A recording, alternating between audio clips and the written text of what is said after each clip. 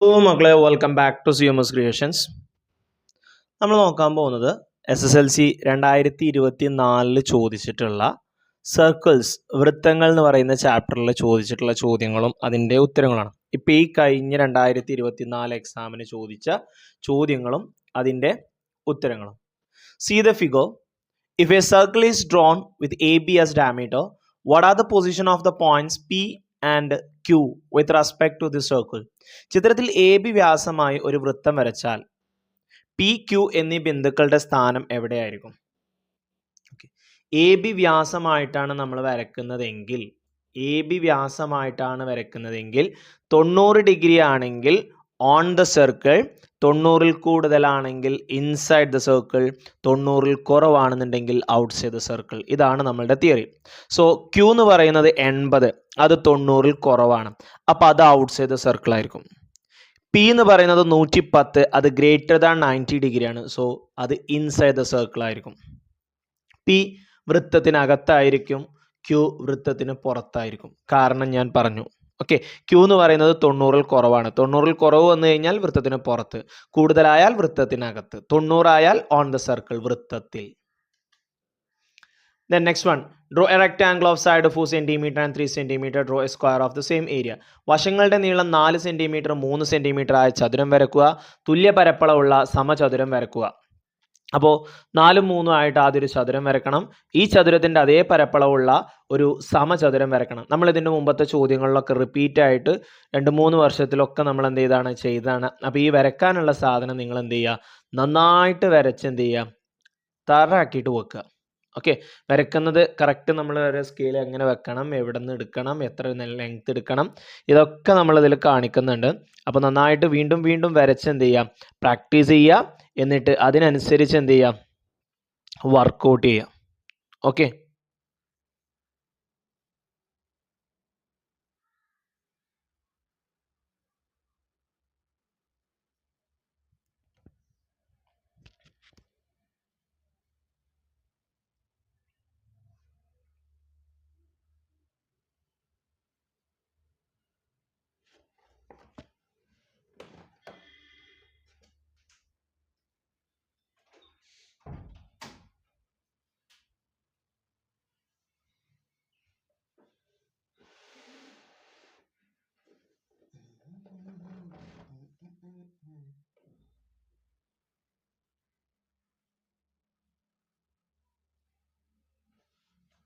അപ്പോൾ 4 3 നമ്മൾ വരച്ചു. ഇനി ഈ 4ൻ്റെ കൂട്ടത്തിൽ നമ്മൾ ഇപ്പുറത്തോട്ട് നമ്മളുടെ 3 കൂടി നീട്ടി 7 സെൻറ്റിമീറ്റർ ആക്കണം.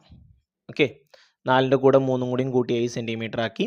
ഇനി ഇതിൻ്റെ പെർപെൻഡിക്കുലർ ബൈസെക്ടർ വരക്കുക. ഈ 7ൻ്റെ പെർപെൻഡിക്കുലർ ബൈസെക്ടർ 4 എടുത്ത് വരച്ചാലും മതി, ഇല്ലെങ്കിൽ കുറച്ച് നീട്ടിന്ന് എഴുതിയും കുഴപ്പമില്ല. ഓക്കെ, 7ൻ്റെ പകുതിയിൽ കൂടുതൽ അറിയുമ്പോൾ 4 വരും അല്ലേ. ഇനി അധികം കുറച്ച് കൂട്ടിയാലും കുഴപ്പമില്ല, പകുതിയിൽ കൂടണം എന്നുള്ളൂ. ആർക്ക് വരക്കാം നമുക്ക്.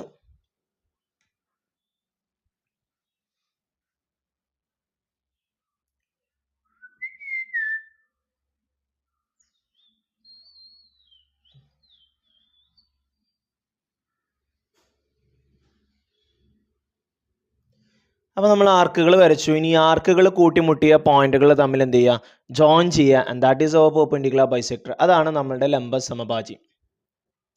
ഇനി ഈ ലംബ സമഭാജി കട്ട് ചെയ്യുന്ന പോയിന്റിൽ കോമ്പസ് വരച്ചിട്ട് നമ്മളൊരു സെമി സർക്കിൾ അഥവാ അർദ്ധവൃത്തം വരക്കുക.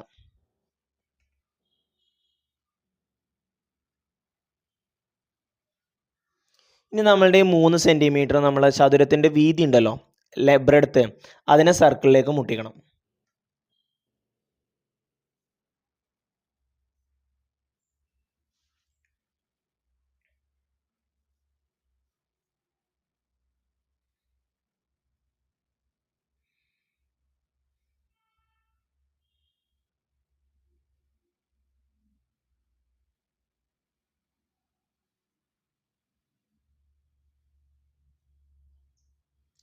ഇപ്പോൾ ഈ മുട്ടിച്ച് ഈ വരയാണ് നമ്മളുടെ റെക്റ്റാങ്കിളിൻ്റെ സ്ക്വയറിൻ്റെ ഒരു സൈഡ് എന്ന് പറയുന്നത്. ഓക്കെ, ഇനി ആ ലെങ്ത് നമ്മൾ കോമ്പസിൽ എടുക്കാൻ പോവുകയാണ്. എന്നിട്ട് നമ്മൾ ഇപ്പുറത്തോട്ട് എന്ത് ചെയ്യാണ്, നീട്ടി വരയ്ക്കാൻ പോവുകയാണ്. കറക്റ്റ് ആ ലെങ്ത് തന്നെയാണ് വരുന്നത് അല്ലേ. ഇനി നമ്മളിവിടെ ഒരു ആർക്ക് വരച്ചു. നമ്മൾ സ്ക്വയറുകൾ ഒരുപാട് പ്രാവശ്യം വരച്ചതാണ് മക്കളെ അല്ലേ. ഓക്കെ, വരച്ചിട്ടില്ലല്ലേ? വരക്കാട്ടെ. ആദ്യം സ്കെയിൽ ഒന്ന് ഇതാക്കട്ടെ.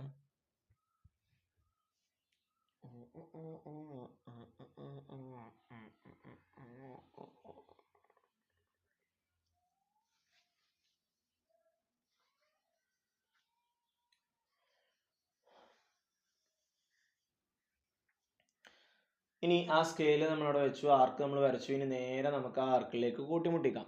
ഓക്കെ, നമ്മുടെ സ്ക്വയറിൻ്റെ ഒരു സൈഡ് നമുക്ക് വരക്കാം, രണ്ടാമത്തെ സൈഡ്. ഇനി ഈ രണ്ടറ്റത്തു നിന്നും ഓരോ ആർക്കുകൾ വരച്ചാണ്ട് ആ ആർക്കുകളെ നമ്മൾ കൂട്ടിമുട്ടിക്കും. ഓക്കെ,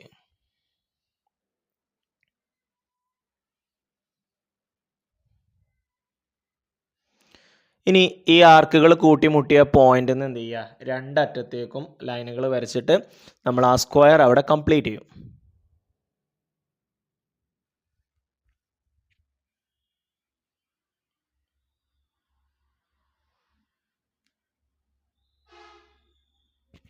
ഇതാണ് നമ്മളുടെ ഇത് വരുന്നത്, എന്ത് സ്ക്വയർ വരുന്നത്, സമചതുരം വരുന്നത്. ഓക്കെ, അപ്പോൾ ഒരു റെക്റ്റാങ്കിളിൽ നിന്നും സ്ക്വയർ, നമ്മുടെ സർക്കിൾസിലെ ഏറ്റവും ലാസ്റ്റ് പാർട്ടാണ് കേട്ടോ. അതായത് 2024 ചോദ്യങ്ങളാണ്. ഒരു റെക്റ്റാങ്കിളിൽ നിന്നും എങ്ങനെ സ്ക്വയർ വരക്കുക എന്നുള്ള എല്ലാവർക്കും മനസ്സിലായെന്ന് കരുതുന്നു. നമ്മുടെ അടുത്ത ചോദ്യത്തിലേക്ക് പോകാം നമുക്ക്. The central angle of the arc A X B is 110 and the central angle of the arc C Y D is 80 degree. Find the angles of triangle A P D. ചിത്രത്തിൽ ചാപം എ എക്സ് ബിയുടെ കേന്ദ്രകോണിൻ്റെ അളവ് 110, ചാപം C Y ഡിയുടെ കേന്ദ്രകോണിൻ്റെ അളവ് 80 degree. A P ഡിയുടെ കോണളവുകൾ കണ്ടെത്തുക. ചിത്രം നോക്കുമ്പോൾ പി സെൻറ്റർ ആയിട്ടൊക്കെ തോന്നും. പീനെ സെൻറ്റർ ആക്കിയിട്ട് നമുക്ക് തന്നിട്ടൊന്നുമില്ല കേട്ടോ. നമുക്ക് തന്നിട്ടുള്ളത് ഇങ്ങനെയാണ്. Central angle of A X B തന്നിട്ടുണ്ട് മക്കളെ. ഈ എ എക്സ് ബി എന്ന് പറയുന്നത് എവിടെയോ സെൻറ്ററാണ്, പിയിലല്ല എന്ന് സങ്കല്പിക്കുക. പിയിലല്ലെങ്കിൽ എവിടെ ആയിക്കോട്ടെ. എ എക്സ് ബിയുടെ സെൻട്രൽ ആംഗിൾ 110 സെൻറ്ററിൽ അത് 110 ഉണ്ടാക്കുകയാണെന്നുണ്ടെങ്കിൽ എ എന്നും ബി എന്നും സർക്കിളിലേക്ക് പോകുന്ന ആംഗിൾ അതിൻ്റെ പകുതി വരണ്ടേ. അപ്പോൾ എ ഡി ബി എത്രയായിരിക്കും? 55 ആയിരിക്കും.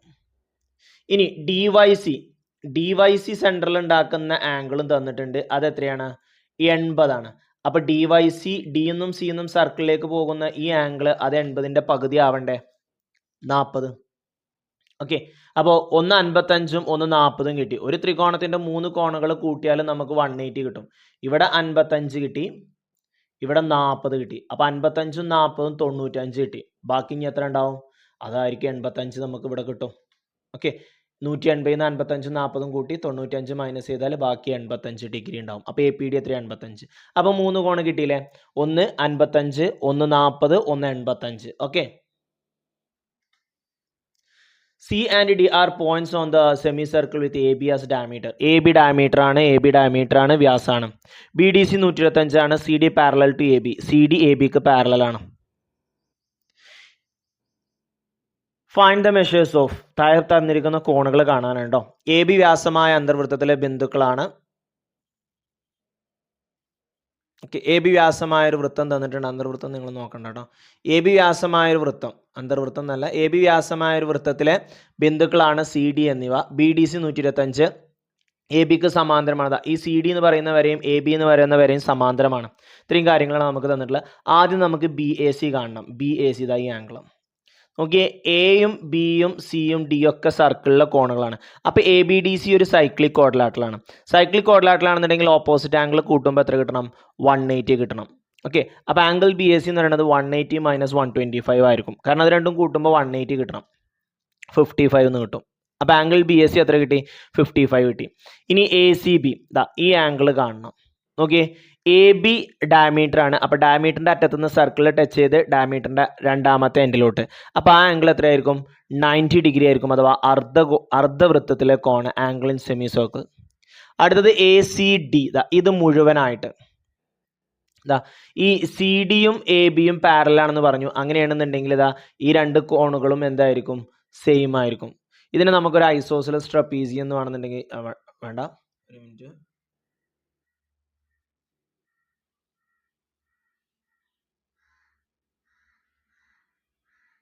ഓക്കെ, ഇവിടെയും നമുക്ക് 55